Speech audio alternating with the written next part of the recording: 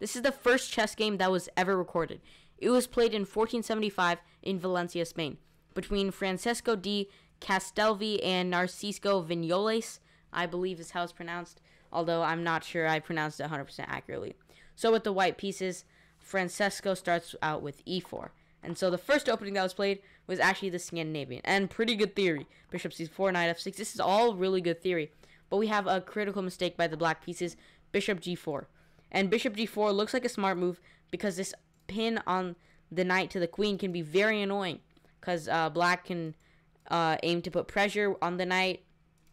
But white here has a very nice move, knight e5. This attacks his bishop, so if you try and go e6, I will just be up a piece, of course. And if you take my queen, because it looks like a free queen, bishop takes f7 is checkmate, because this knight controls the only escape squares for the king, d7, f7. And so the only way that you would be able to practice is bishop e6, but after this, and these double pawns are not looking good for black. This is a permanent weakness for the black pieces. This king is very exposed here, and this is just a very positional mistake from black. I mean, white can get their queen in and all sorts of stuff, maybe to h5 later.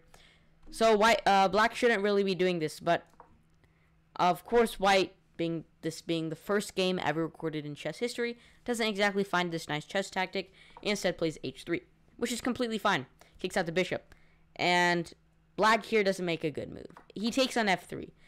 Now, normally as beginners, you're told not to trade your bishop for knights, especially when you don't get any sort of advantage, such as a material advantage or like some sort of damaging of the pawn structure. And here, after this trade, white is just much better because this bishop eyes f7, and this knight is pinned. g4, g5 are some ideas. So black understandably tries to stop any threats on this f7 pawn with e6, which happens to be a bit of an inaccuracy, because this allows the queen to get on b7, attacking this rook. And now the rook isn't trapped because of knight d7. Now the queen protects this rook. And now, very nice play by white, understanding that the weakness on the black pieces is happening on this back rank here, and threatening this c7 pawn. He doesn't castle, just goes for an attack, which is very nice. Rook c8 defends the c7 pawn, the only move. Knight a7, and a logical move would be rook a8, rook b8. More rook b8 attacking the queen, which is the top computer move, but black just does something horrible here. I don't even know what his idea was. It was knight b6. Maybe he thought this rook was trapped, but I mean, you just move it from a8 to c8. Surely you should have known that the rook isn't trapped. But he just gives up the rook. I mean, white is only up in exchange, so with the right counterplay, black can hope for equalizing the position, and we'll see later on that black had a chance to do that. So d4. d4 is just, I mean, he's just like making fun of black at this point. It's a good move, putting your pawn in the center. You'll probably develop around it in long castle. But the point is, queen can't take the pawn, of course, because it's stuck defending this knight on c8. So knight d6 attacks the queen. First, we give a check. Now, it's not really good to trade, which is what black did, because this queen gets moved to a more advantageous square where it oversees more squares in the position rather than on this b7 square. So knight d7 and d5. This is very nice play because you're opening up you're threatening to open up the e file of this king and maybe get to a rook at e1, and this could be very dangerous. He takes on d5. Now white goes bishop e3. He should have castled, but I mean, bishop e3, can't complain. You're up 4 points of material, 3 points actually. So you can't really lose here as white.